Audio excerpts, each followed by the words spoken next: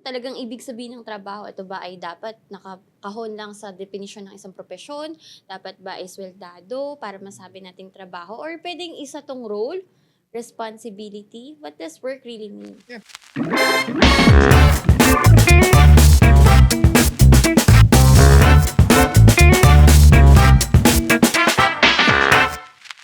Pinagpalang araw po para sa ating lahat at welcome ulit sa ating bagong episode ng Hayong Kapatid! Alam nyo, dito po sa show natin, salita ng Diyos ang ating gabay sa anumang pagsubok ng buhay.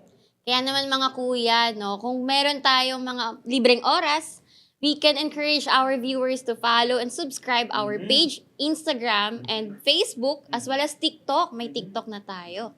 Kaya ngayon, buwan ng Mayo. At may sineselebrate tayo tuwing unang araw ng Mayo. Walang pasok sa araw na yun, di ba?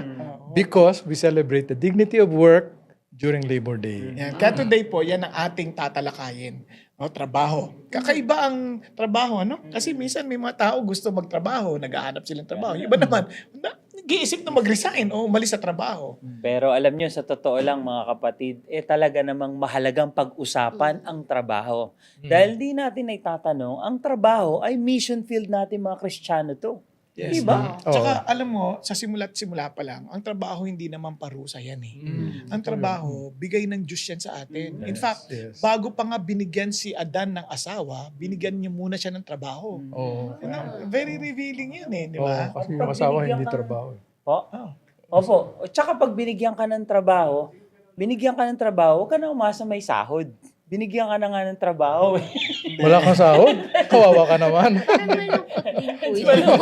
Hindi, actually, para naman, kidding aside, no? Yung work kasi, again, it's our expression of what God is. Parang He wants us to be a contribution. No? He wants us to contribute to somebody else's life.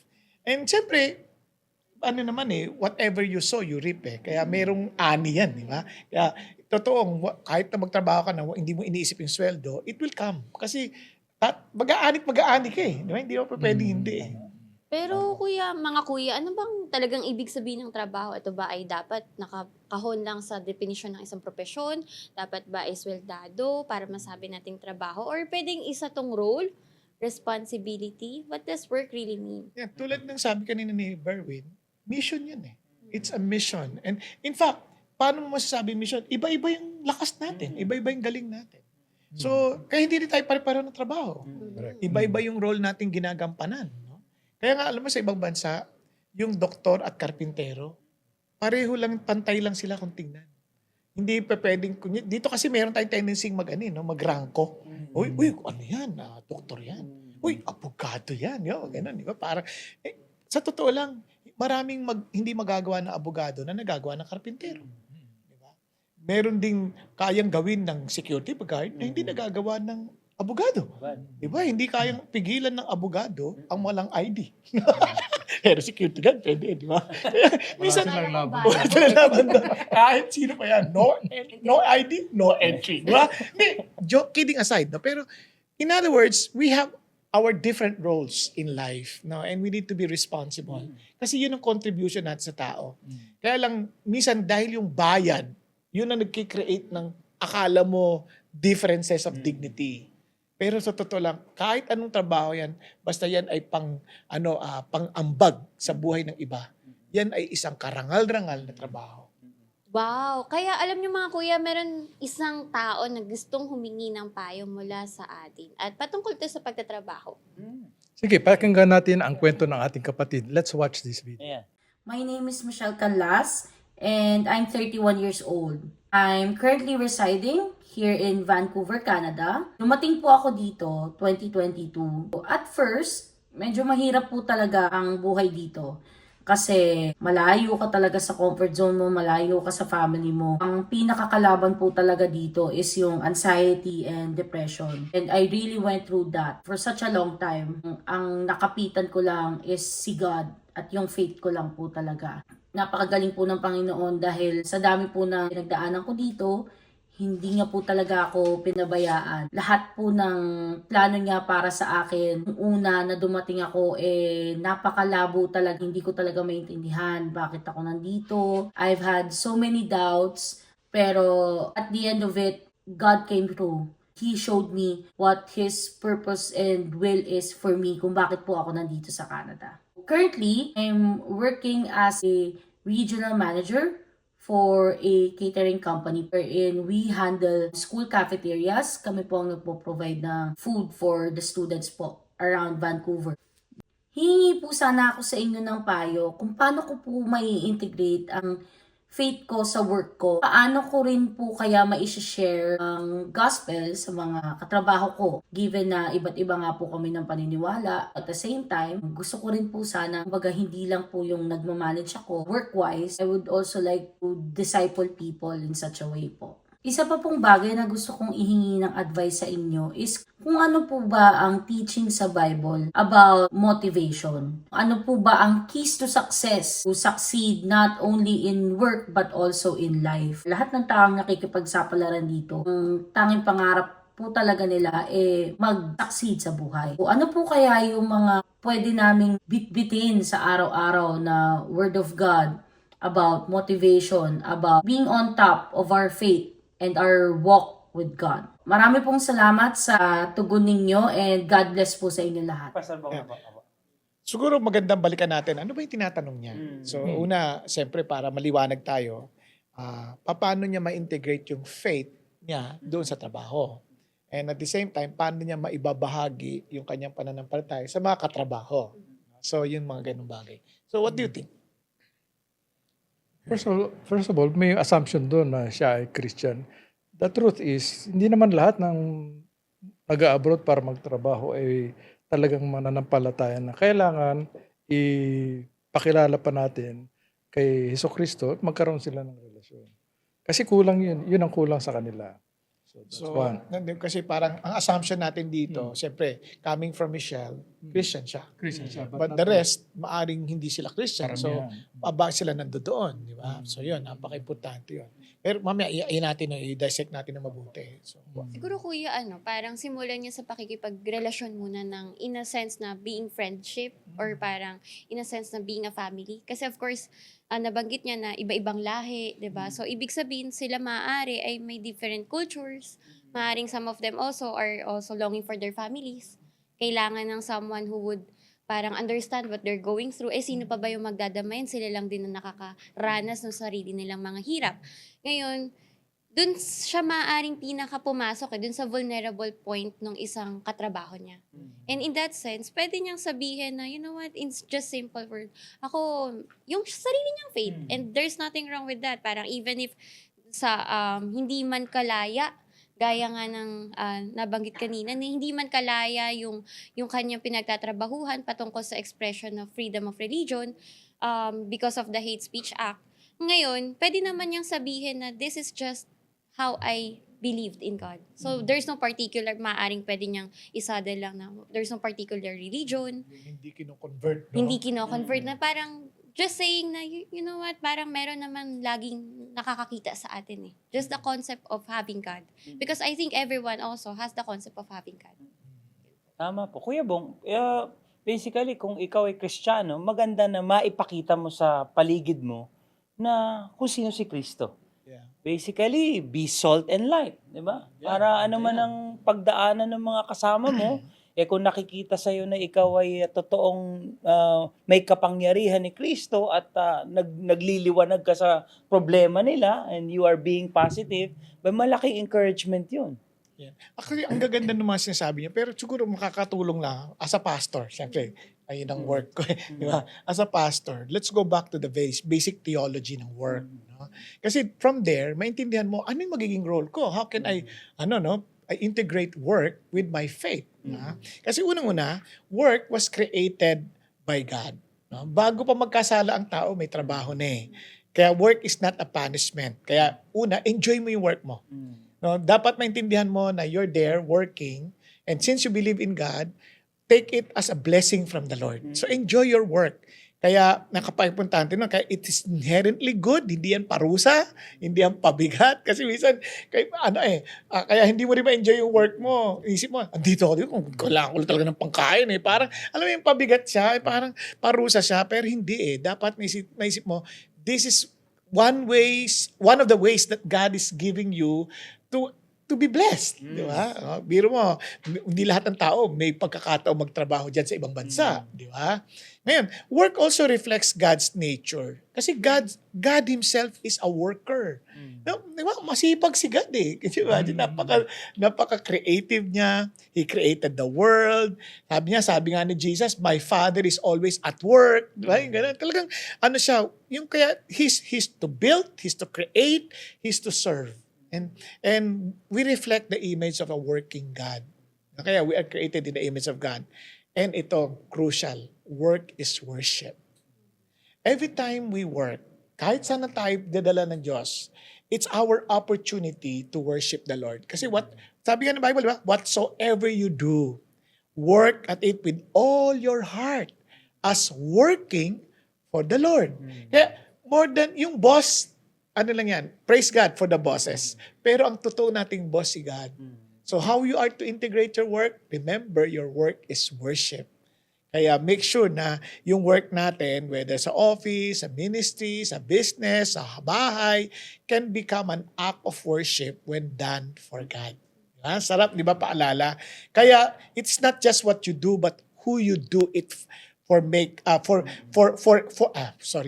It's not only what you do, but who you do it for. Make it sacred. Yan, importante yan. So, work is also you participates in God's ongoing creation.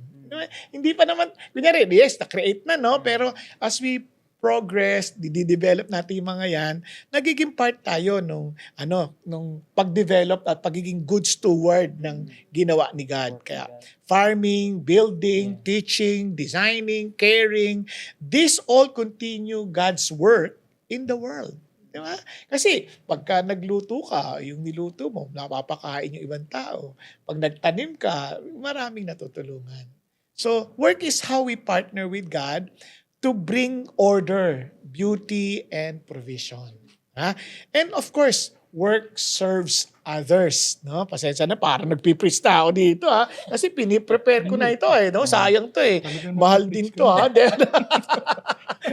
Pasensya na kayo, talagang teacher ako eh.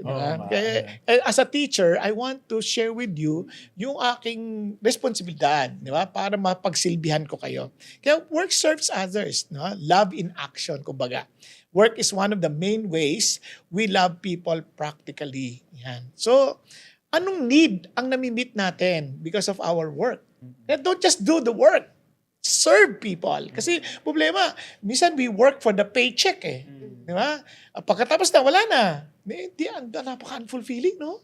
Kaya dapat we work not for the paycheck, but for blessing other people. That's one way of integrating our faith, no, to our work. You see, sacred work is not just about personal success. It's about service and impact. Kaya work is good, but not God. Mabuti ang work, pero hindi siya Diyos. Kaya minsan kasi ginodiyos natin yung work eh. You see, work is sacred, but it should not become an idol.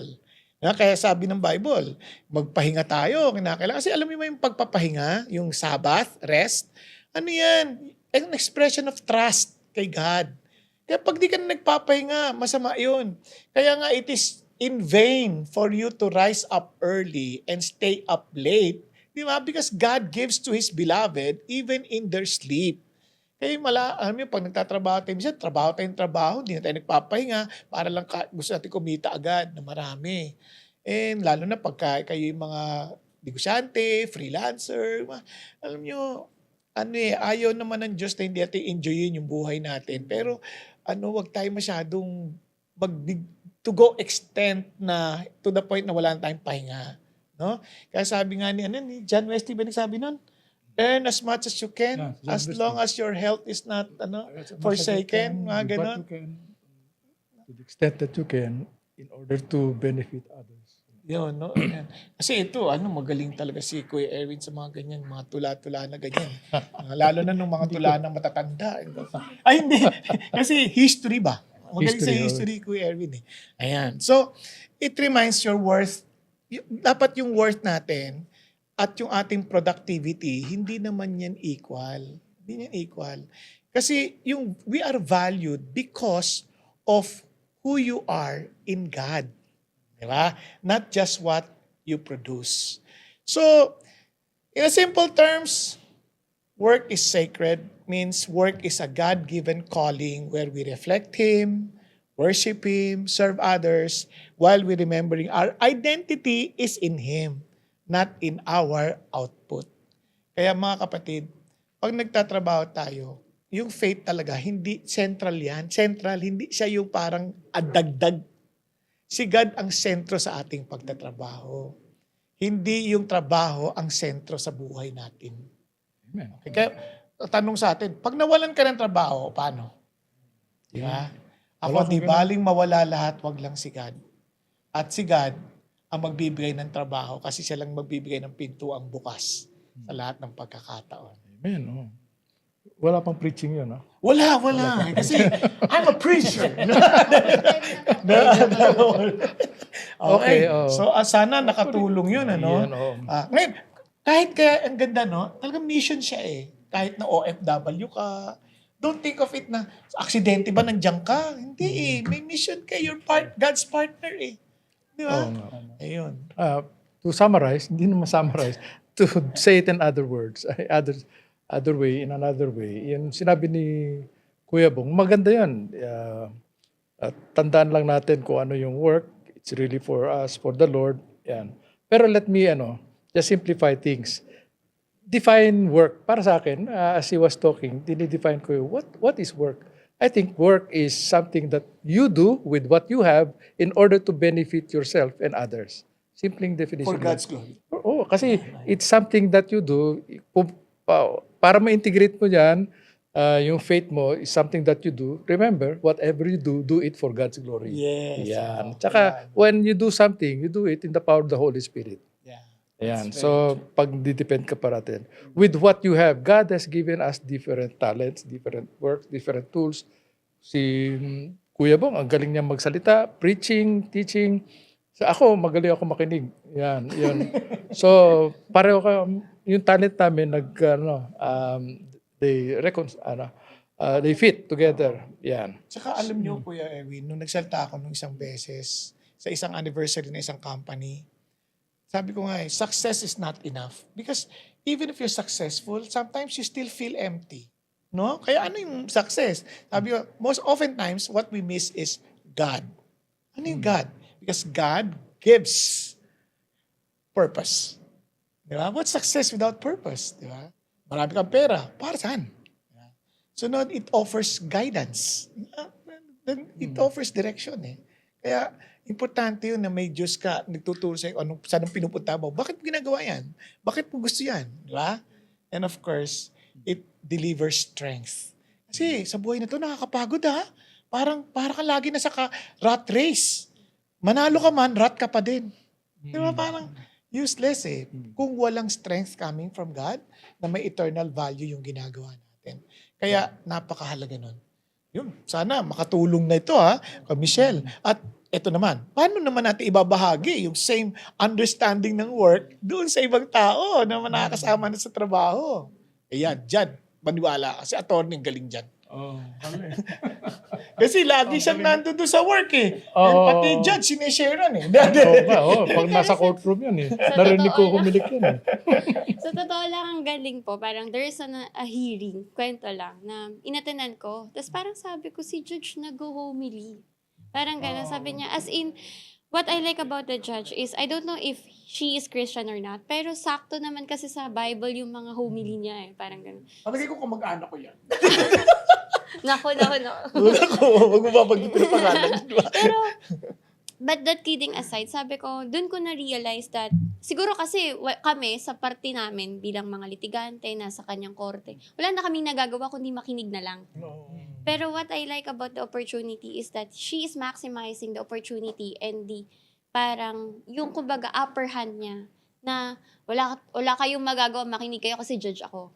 So you're in my court, you're bound to submit sa lahat ng proceedings. Parang ganun. And that in that same case, that yun yung na-realize ko, are we really maximizing yung meron tayo? Let's say we manage people, we do have underlings, we have time, na ma-maximize ba talaga natin for us to share the gospel, for us really to share faith, or even share a prayer. Let's say parang in all of my clients, parang even if they're not Christian, I wouldn't insist na, oh, you go to our church. No, I would just insist na you pray to God. So pag nasa Lord ka naman, nag-guide naman yung path mo. So I would suggest na parang everything that we may have in work, ang tamang perspective lang is, nasan ba talaga yung puso ko in terms of work? Sometimes kasi parang, oh, I have to share the gospel. But what if, kung hindi ka na masaya in terms of work? Can you really share the gospel despite of your lowest? Kasi that's the true test eh. Parang, Parang ano, no? Parang isi-share mo, good news, asar ka na ka sa trabaho. yes, parang, kailangan mag-match. Oo nga. Kaya, importante yung yung joy mo rin sa work. Good. Oo, kasi ay sinabi sa Bible doon because you did not serve me with gladness, sabi ni God, In your heart. or you will be punished, sabi niya. You will serve your enemies. Napaka-importante yung joy sa work. Tsaka the way we present ourselves, I really remember kung my mom said na, paano mo nagagawang maging masaya ka pero ang dami mong problema? It's not about the circumstances. Sabi niya ganun, you have to learn that yung joy mo is a faith. Because that's your representation of faith. Kung medyo hindi natin sa lahat ng pagkakataon mape-present natin yung sarili nating masaya eh. We cannot at all times present ourselves strong.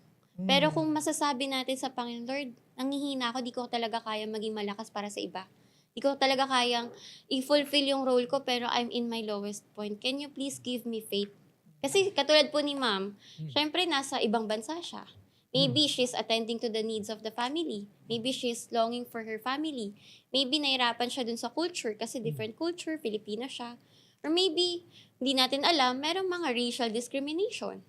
So there's a lot of factors na pwedeng maging opposition pagdating sa work. Pero nasan ba talaga yung puso natin when it comes to work? Good. Ganda. Now, since ang tanong kasi rin ay bukod pa sa mga sinabi natin, yung paano nga ba natin isi-share, no? Yung, kanyari, yung gospel, yung ating faith sa ibang tao. Now, alam nyo, it's napaka-importante yung context, no? Alam natin paano yung ginagawa. Gusto ko yung sinabi ni Saint Francis of Assisi noon, nagmi-ministry sila. Let's preach the gospel. Di punta na rin sa streets. Biglang nakatagpo sila ng leper. Niyakap nila. Tapos nagsilbihan. Tapos hanggang sa ang dami lang tinulungan mga tao. Sorry. Dami lang tinulungan mga tao. Tapos umuwi na sila. Sabi nung kasama niya, akala ko po ba magpipreach tayo ng gospel? We did. Yeah, we did. Sabi niya. Kasi yung pagpipreach, hindi lang yung pagdideclare. Kasama doon yung pagpapakita ng katotohanan ng pag-ibig ni Jesus in a practical way. Di ba?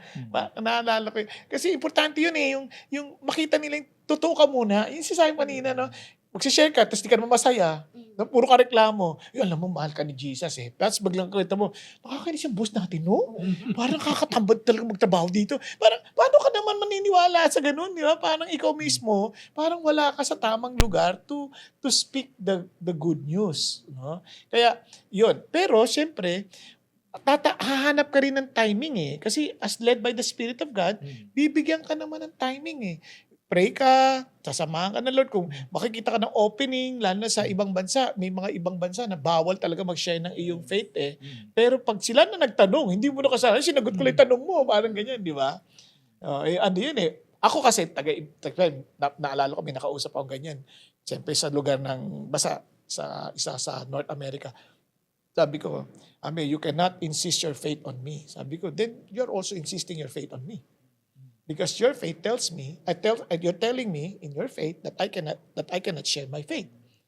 No? But my faith tells me that I can share my faith. So parang di ba? Parang hindi pwede kasi talaga yung rule na yon. Kaya lang, in respect to their quote-unquote principles, sige na lang, antay ka ng timing. Since nagtanong ka, sasagutin kita, di ba? Are you sure? Ganun, di ba? Tanong mo yan eh. So, antayin mo yung mga ganong pagkakataon. And in fact, itong napaganda, ang tao magkakaproblema at magkakaproblema. Ang tanong, tayo ba yung may dalan, parang magsasabi, yung bahay ko nakatayo sa tamang pundasyon. Kaya, yung ginawa ko, gawin mo din. Di ba? Sinong pundasyon yan? Si Jesus. Di ba? Amen. And alam nyo ho, sa atin, di ba, pagka nagtatrabaho tayo, ang totoo naman, gusto natin hindi magtagumpay eh. Kaya lang, minsan yung language ng tagumpay, magkakaiba yan. So, minsan, you have to use their language. Kaya ikaw muna, magtagumpay ka based on their language. Then, isi-share mo ngayon yung gospel ng totoong meaning ng tagumpay. Di ba? Which is accomplishing the very purpose of God. Kaya naman, dahil napapag-usapan na rin lang naman natin Opo. ng kaunti tungkol dyan sa success na yan, nagtanong tayo sa mga kapatid natin kung paano ba nila nafe-feel na successful sila. Yan. Ha? Exciting po yan. Yan na, panoorin po natin. Ito po, ayan po. Oh. Yan. Hello, magandang hapon. Ako po si Second Lieutenant Gerald M. Kutigbak, Philippine Air Force. And para sa akin, successful po ako kapag healthy ang aking relationship with God and family. Kasi everything must start with the God. And sunod-sunod na po doon, pati po yung sa ating family na nagbibigay sa atin ng strength and good wisdom and everything. Ako po si Arnold Abiba. Designated po sa maintenance dito sa app ko. Para sa akin, successful ako kapag may peace of mind ako. Kasi hindi naman ako nakukuha sa malalaking bagay sa paligid mo. Hindi tayo mahilig sa material na bagay. Importante lang yun, nakakatulog ka ng maayos, wala kang ganong iniisip na problema. So happy lang, happy life kasi may sila ang buhay. Hi, I am Master Sergeant Ems Garcia.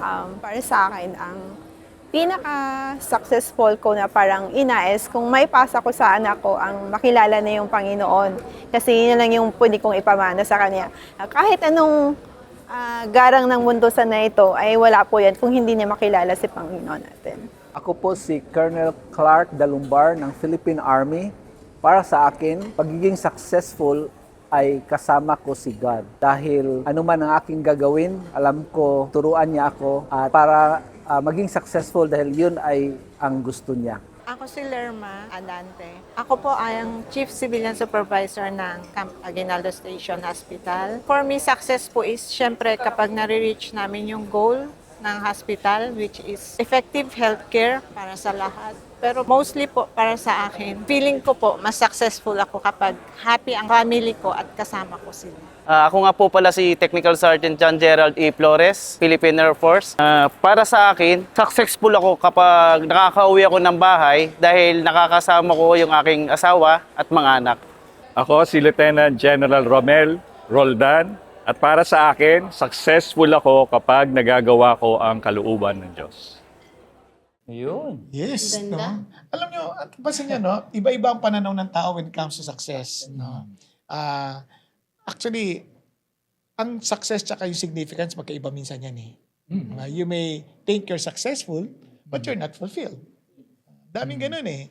Kaya gusto ko yung mga sasabi nila na yung alam ko masaya ang Diyos sa akin. Yun, yun ang matagumpay para sa akin. Kasi at the end of the day, we will face God. Ano sabi ni Lord? Well done?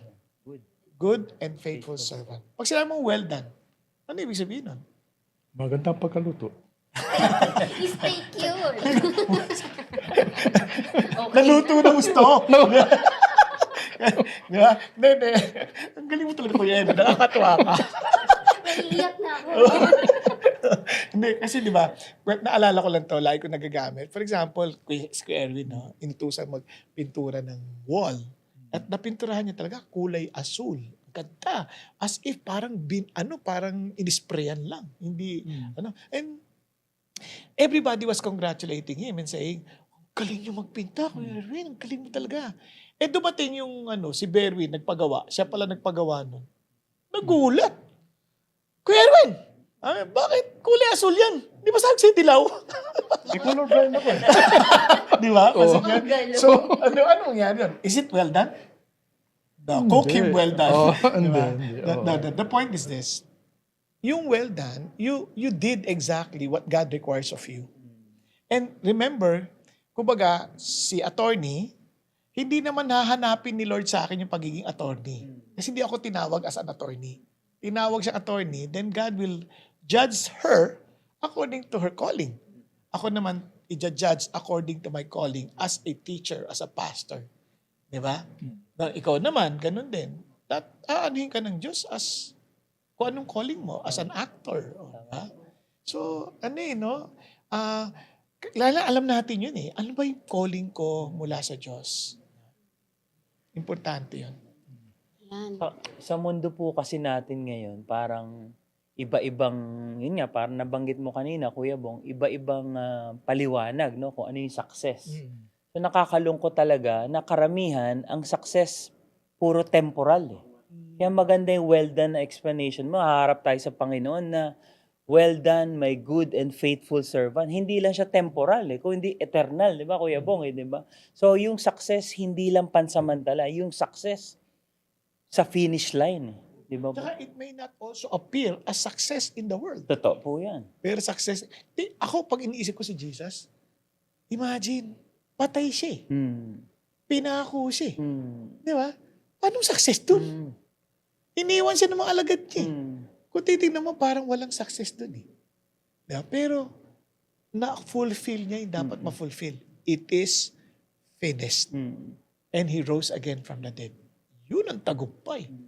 Di ba? Oo. Kaya, So, Manuel Uldin, may tagumpay. yes. Kilala mo yun? Hindi po. Matanda na ata yun, Kuya Erwin eh. Alam mo naman, pinanganak ako ng 1980s. No! Joke lang. Basta mo magsinuli. Okay. Anyway, oo. May na-encounter ako definition ng success at saka significance. Maganda yun eh. Sabi yung success is what you do in order to glorify God. Yung significance naman is what God does in you to benefit others for His glory. So in both cases, whether successful or significant ka, ang importante doon is God.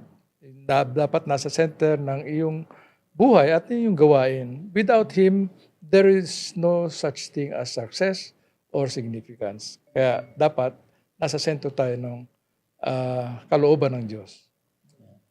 Yun.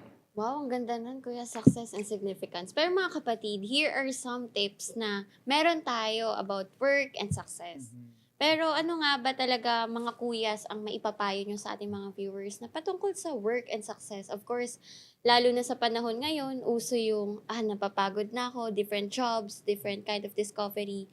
Paano kaya natin sila mag-guide in finding the real fulfillment in every work thing that we have to do? Ate Hana, ano ba yan? Mga huling salita na ba yan para sa episode na to? Parang mahirap yung huling salita. Oo nga, parang mawawala na eh, no? Kaya, hindi pa sa episode lang po ba? Wrapping up. Oo, Ayun, para sa yun, episode na yun, to, oh. yan. Ay, To talaga, wrap parang up. kayo, abogado oo nga talaga, po, nakakainis parang- talaga kayo eh. Eh, nanggaling pa ho sa inyo. Sige. Okay, so i-wrap up na natin, no? Yung parang yung final tips natin for today, for this episode. Di, simulan mo na. Sabi ko nga po, ako nagtanong, ako magsisimula. At dahil dyan, siguro ako masasabi ko is, kanina ang ganda ng sharing ni Kuya Erwin na iba yung work and iba yung significance, success and significance. But for us to have right definition dun sa lahat ng mga bagay na yun, is tanongin natin where your heart is, where your treasure is, there your heart be also. Kasi if we see ourselves na nakafocus dito sa material na mundo, sa material na bagay, na ang nakikita nating source of happiness natin will be this and that. But sabi ng Bible, in every treasures there will be moth. At lahat ng magiging rusty. And everything in this world would fade away. So the real definition, for us to have the real concept of success and significance is, asan yung eternal happiness that pwede ba nating maramdaman? Kasi, pwede tayong bumili ng maraming bagay, mararangyang bagay. Pero ito ba talaga yung makakapagpasaya sa atin? Kapag ba nabili na natin, would be guarantee na hindi na ulit tayo madedepress for next previous of months, years, and even can we really have fulfillment? Kaya yung verse na yon na where your treasure is, there your heart be also, is a checking of our hearts. Third, sa pagtatrabaho ko bang to, bakit at para saan? If I'm doing it for my family, for myself, I will tend to lose myself and I will tend to lose everything na mapapagod ako kasi I'm doing it in my own strength. Pero if I'm doing it for you because I love you, because like me, parang nakakapagod po talaga. Problema ng iba, problema ko ho eh. Pero di ako magre-reklamo, parte yun eh. Pero ang sa akin po is masayang mamroblema. But masaya po siguro sa akin na isipin, Lord, binigyan mo ako ng ganitong pagkakataon. And hindi sa lahat ng pagkatao may ganitong klaseng pagkakataon. Siguro yun yung masasabi kong, Lord, dito mo ako dinala at dito ko i-fulfill na I can be used by your glory. Ang iingatan ko na lang at lagi ko pinag-praise sa Panginoon is that, Lord, sa araw na ito, may I always be faithful every day until I finish my race. Wow, ang ganda na, no? Talagang yun ang panalangin mo. Opo, kayo din po. Oo. Ikaw na. Ako na ba? Oo, Talaga. Tapos na. Parang kabisado mo na yung mga... Mga linya, mga Mga one linya ko, talaga. oo. Anyway, kasi we are at the subject of work. Diba? Work. Ang una kong naalala kasi pagdating sa work, you don't work, you don't eat. Oh, yeah.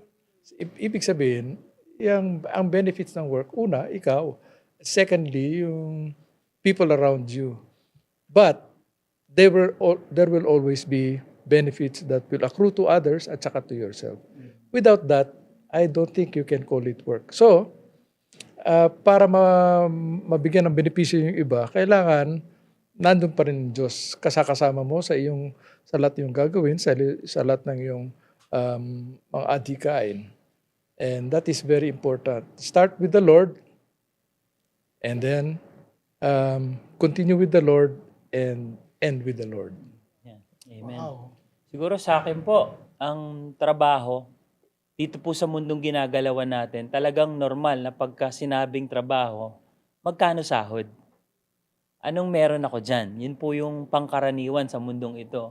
Kaya lang nakakalungkot to, pagka ganun ang perspective natin, hindi ho tayo uma-align sa sinasabi ng Book of Colossians na kung saan yung pagtatrabaho natin hindi lang para sa pera o hindi lang para i-please yung boss natin dito sa mundong ito, kundi yung true master, yung creator natin. So pagka lumayo ho tayo doon, nawawala yung ating paniniwala at pananampalataya na ang true provider at ang true boss ay yung creator natin si Lord.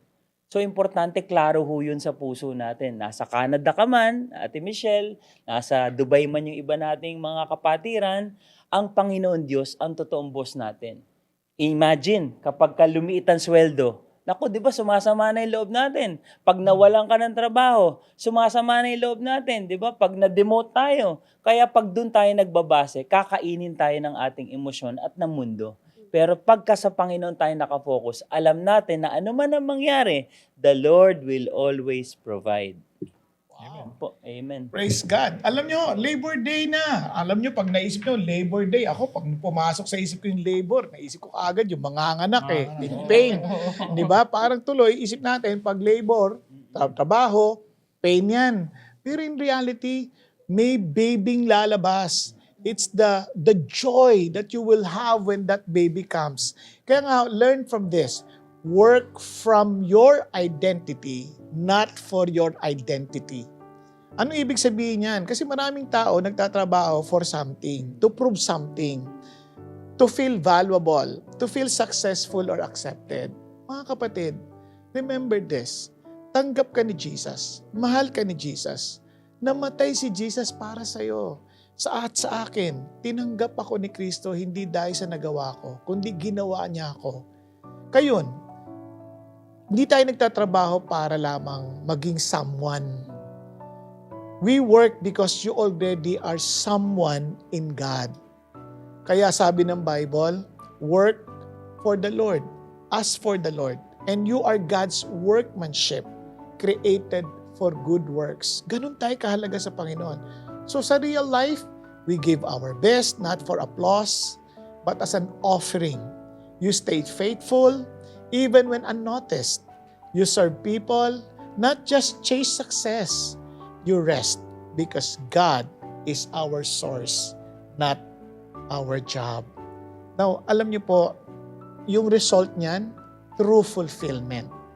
When you work from identity, you're free from comparison. Kasi hindi mo kailangan mag-compare sarili mo sa ibang tao. You're steady in your purpose. You find meaning even in ordinary tasks.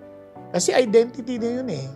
And you experience joy that is not dependent on results. Now, gusto ko lang pong iwan sa isang verse.